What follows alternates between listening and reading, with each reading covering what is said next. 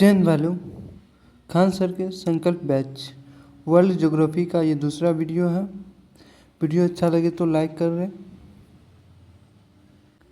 61 है। कथन ए है, संगमरमर एक कायांतरिक चट्टानें हैं। सही है। कारण आर है, यह चूना पत्थर के रूपांतर से बनती है। ये भी सही है। तो 61 का आंसर होगा ए और आर दोनों सही है और आर ए की सही व्याख्या करता है।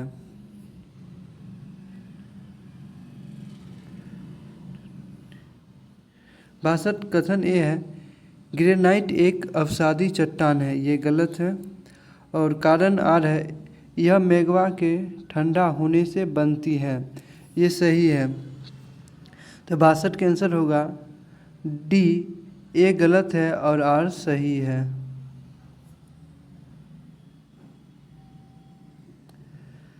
तिरसठ है। कथन ए, कोयला एक अवसादी चट्टान है। सही है। कारण आर है, यह पौधा के अवशेषों के बाद दबाव से बनता है। ये पौधे के अवशेषों के दबाव से बनता है। ये भी सही है। इसका आंसर होगा ए और आर दोनों सही है और आर ए की सही व्याख्या करता है। 64 है। स्तंभ ए तथा स्तंभ बी को सही मिलान कीजिए। भूपर्पट्टी में सिलिकॉन और एल्युमिनियम, मेंटल में सिलिकॉन और मैग्नीशियम, बाह्य कोड में लोहा और निकेल, आंतरिक कोड में लोहा और निकेल। 64 का सही आंसर हो जाएगा डी।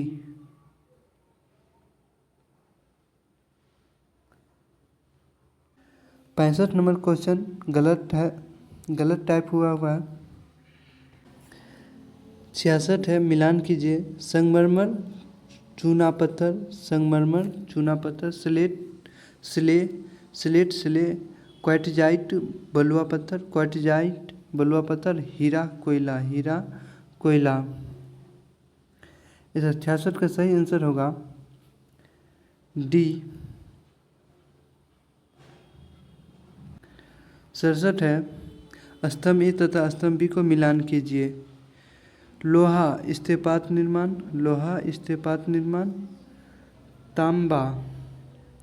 तांबा हो जाएगा विद्युत केबल, बॉक्साइट एल्युमिनियम और चूना पत्थर सीमेंट। इसका सही आंसर हो जाएगा 67 का ए।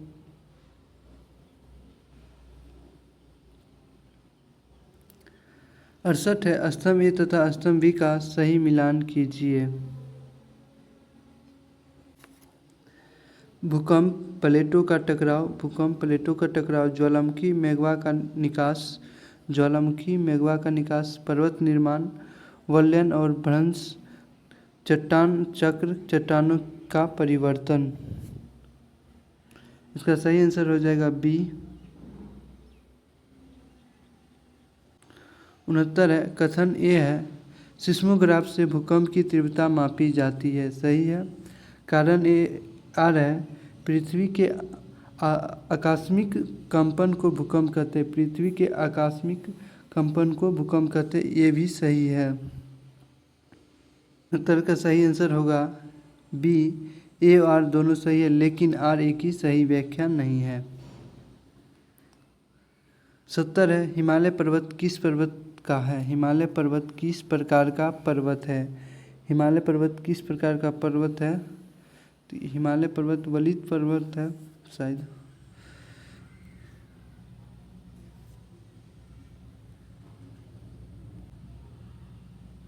इकहत्तर है, दक्कन का पठार कहाँ स्थित है? तो आंसर होगा भारत। 72 है, उत्तरी भारत का महान मैदान किन नदियों द्वारा बना है? तो आंसर होगा सिंधु, गंगा और ब्रह्मपुत्र। 73, विश्व का सबसे बड़ा पठार कौन सा है? तो आंसर होगा तिब्बत का पठार। 74 है, अमरावली पर्वत किस प्रकार का पर्वत है?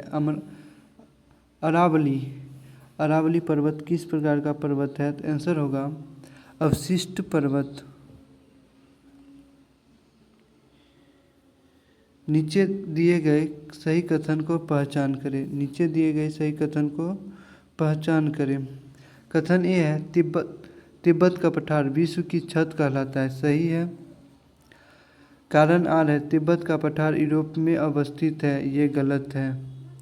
75 का आंसर होगा ए सही है लेकिन आर गलत है। 76 है नीचे दिए सही कथनों का पहचान कीजिए। नीचे दिए गए सही कथनों का पहचान कीजिए।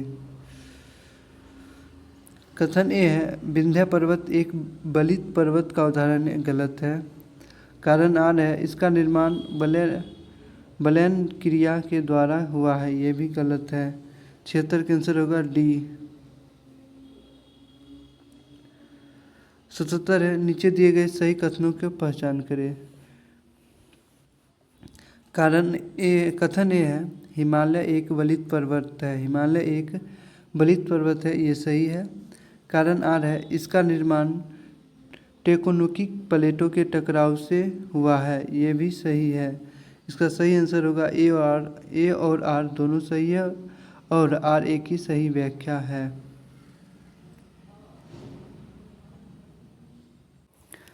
78 है नीचे दिए गए सही कथन का पहचान कीजिए। कथन ए है उत्तरी भारत का मैदान उपजाऊ है। सही है कथन।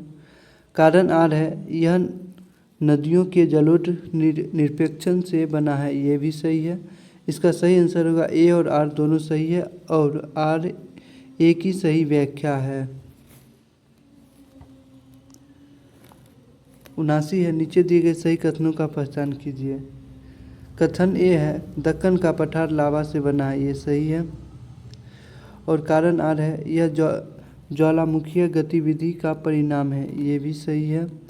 79 का आंसर होगा ए और आर दोनों सही है और आर ए की सही व्याख्या करता है।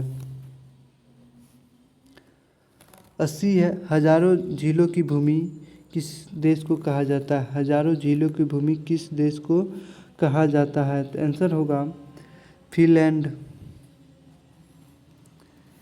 81 है भारत और श्रीलंका को कौन सी जल संधि द्वारा अलग करती है? भारत और श्रीलंका को कौन सी जल संधि द्वारा अलग करती है? तो आंसर होगा पाक जल संधि।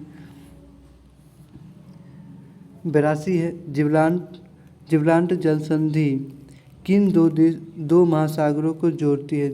जिब्राल्टर जल संधि किन दो महासागरों को जोड़ती है? तो आंसर होगा 82 का बी अटलांटिक महासागर और भूमध्य सागर। 83 डेविस जल संधि किन दो भूभागों के बीच स्थित है? डेविस जल संधि किन दो भूभागों के बीच अवस्थित है? तो आंसर होगा ग्रीनलैंड और कनाडा। 84 बेरिंग जल संधि किन दो महाद्वीपों को अलग करती है?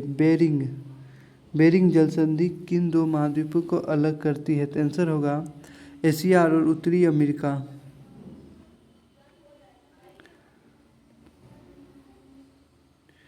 85 है मलक्का जल संधि किन दो सागरों या जलाशयों को जोड़ती है? मलक्का जल संधि अंडमान सागर और दक्षिण चीन सागर को जोड़ती है।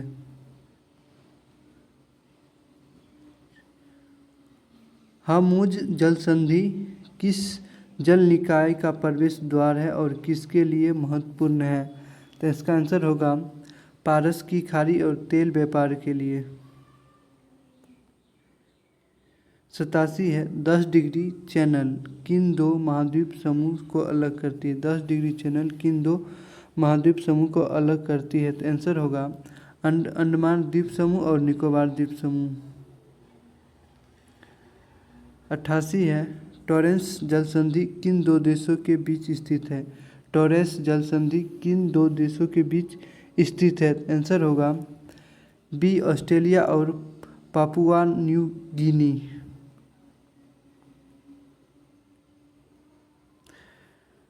89 है बॉस्फोरस जल संधि किन देशों में स्थित है और किन दो महासागरों को जोड़ती है? तो इसका आंसर होगा ए तुर्की, काला सागर और मरमरा सागर।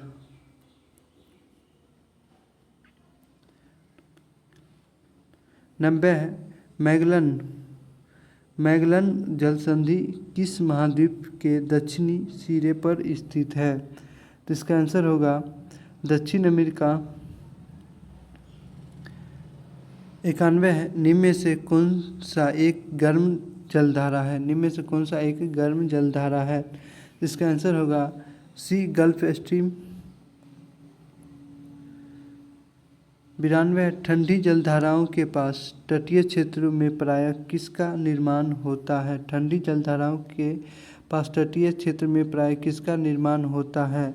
तो इसका आंसर होगा मरुस्थल का। 93 है प्रशांत महासागर की कौन सी धारा जापान के तट के पास बहती है और इसे जापान की काली धारा कहते हैं? जापान की काली धारा कहते हैं। तो इसका आंसर होगा सी कैलुसियो धारा।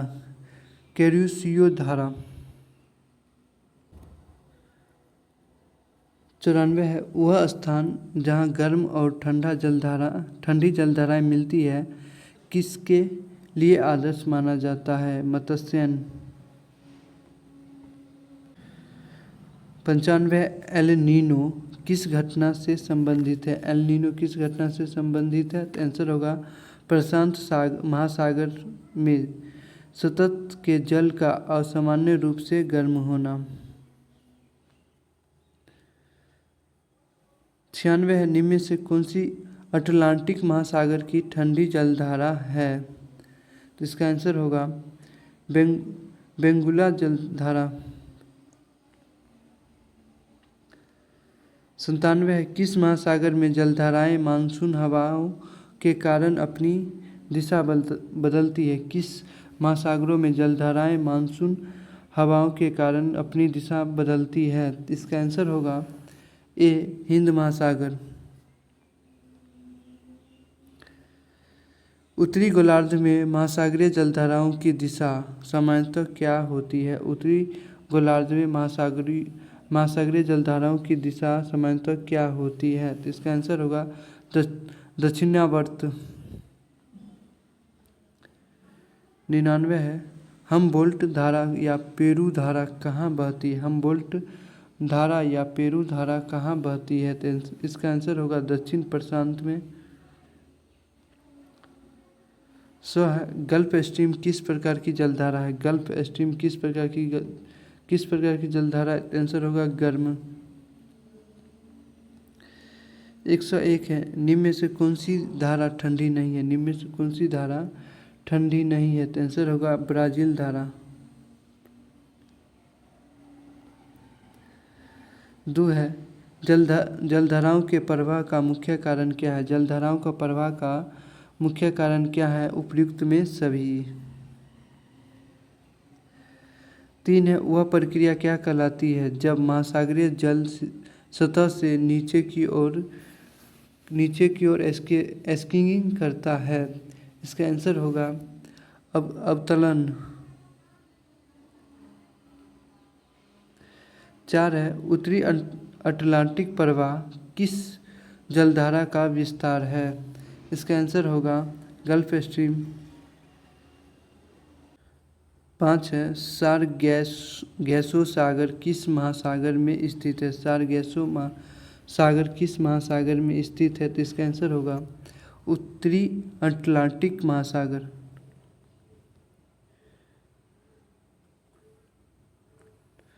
6 है अग्लुहास धारा किस महासागर में बहती है? अग्लुहास धारा किस महासागर में बहती है? तो आंसर होगा हिंद महासागर। 7 होगा महासागरीय जलधाराओं का भूमध्य रेखा से ध्रुवों की ओर प्रवाह किस प्रकार का होता है? इसका आंसर होगा गर्म धारा। 8 है उत्तरी प्रशांत महासागर की कौन सी ठंडी धारा उत्तरी अमेरिका के पश्चिमी तट के पास बहती है? उत्तरी प्रशांत महासागर की कौन सी ठंडी धारा उत्तरी अमेरिका के पश्चिमी तट के पास बहती है? इसका आंसर होगा बी, कैलिफोर्निया धारा। 9 है, जलधाराओं की गति और दिशा को कौन सा बल प्रभावित करता है? जलधाराओं की गति और दिशा को कौन सा बल प्रभावित करता है? आंसर होगा कोरियोलिस बल। 10 है, ठंडी लेबारडोर धारा और गर्म गल्फ स्ट्रीम कहाँ मिलती है? तो इसका आंसर होगा न्यूफाउंडलैंड के ग्रैंड बैंक के पास। 11 है, कैरेन धारा किस तट के पास बहती है? इसका आंसर होगा उत्तरी पश्चिमी अफ्रीका तट। 12 है, ओहायो धारा किस प्रकार की धारा है? ओहायो धारा किस प्रकार की धारा है? तो इसका आंसर होगा ठंडी धारा। 13 है, दक्षिण अटलांटिक महासागर की कौन सी गर्म धारा ब्राज़ील के तट के पास बहती है? तो इसका आंसर होगा ब्राज़ील धारा। 14 है, वह जलधाराओं द्वारा किन क्षेत्रों में तापमान का वितरण होता है? जलधाराओं द्वारा किन क्षेत्रों में तापमान का वितरण होता है? इसका आंसर होगा केवल क्षैतिज रूप से।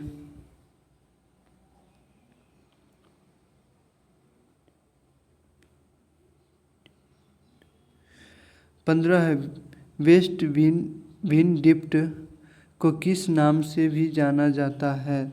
इसका आंसर होगा अंटार्कटिक परिध्रुवीय धारा। 16 है, मोहरोविक्सिक असंबद्धता किसके बीच पाई जाती है? इसका आंसर होगा क्रस्ट और भूप्रपट्टी और मेंटल। क्रस्ट, भूप्रपट्टी और मेंटल। 17 है, गुटेनबर्ग असंबद्धता किन दो परतों को अलग करती है? तो इसका आंसर होगा मेंटल और कोर।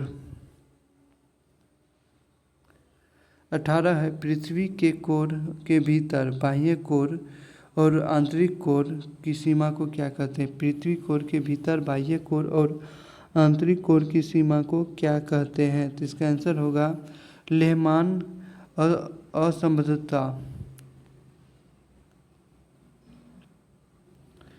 20 है, कॉनरॉड असंबद्धता किसे अलग करती है? तो इसका आंसर होगा ए, ऊपरी क्रस्ट और निचली क्रस्ट। 21 है,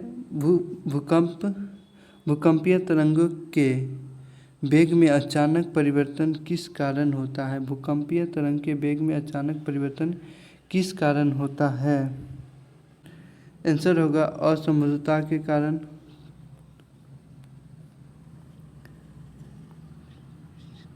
22 है, मोरोविक्सिक असंबद्धता की गहराई आमतौर पर कहाँ अधिक होती है? इसका आंसर होगा बी, पर्वत के नीचे। 23 है, पी तरंगे की गति गुटेनबर्ग असंबद्धता पर कैसी हो जाती है? तो इसका आंसर होगा गति में अचानक कमी आ जाती है। 25 है, पृथ्वी की सबसे बाहरी और सबसे पतली परत का नाम क्या है जो असंबद्धता के ठीक ऊपर स्थित है? इसका आंसर होगा क्रस्ट। वीडियो अच्छा लगे तो लाइक करें। यह वर्ल्ड ज्योग्राफी चैप्टर पूरा समाप्त हो गया।